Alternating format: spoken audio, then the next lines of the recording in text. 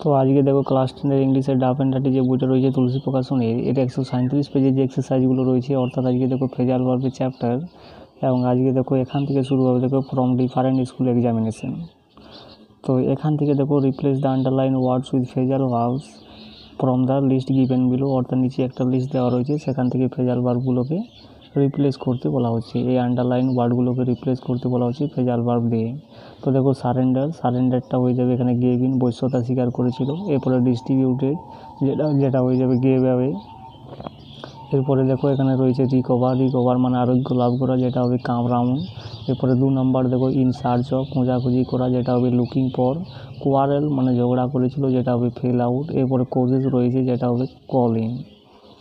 এরপরে তিনেরগুলো দেখো 3 নাম্বার দেখো কনসিডার রয়েছে, যেটা হয়ে যাবে এখানে টোল্ড আপন। এরপরে অ্যাফেক্টস রয়েছে, যেটা হয়ে যাবে এখানে লুকস আপন। এরপরে হাইড রয়েছে লুকানো, যেটা হয়ে যাবে হোল্ড ব্যাক।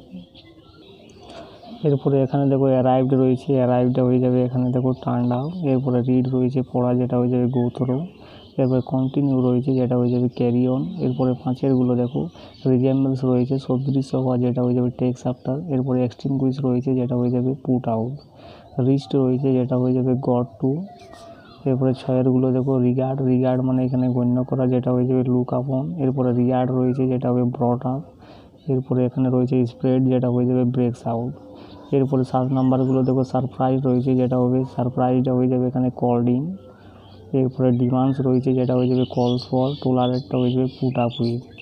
এরপরে 8 নাম্বারগুলো দেখো রিয়ার্ড রয়েছে, যেটা হয়ে যাবে ব্রড আপ, অর্থাৎ এটা যদি ভিটুয়ে থাকে তাহলে ফেজাল ভাবটাকে কিন্তু ভিটুয়ে করতে হবে। এরপরে পাবলিশড রয়েছে, যেটা হয়ে যাবে কিন্তু ব্রড আউট। সলভড রয়েছে, যেটা হয়ে যাবে কিন্তু ওয়ার্ক আউট।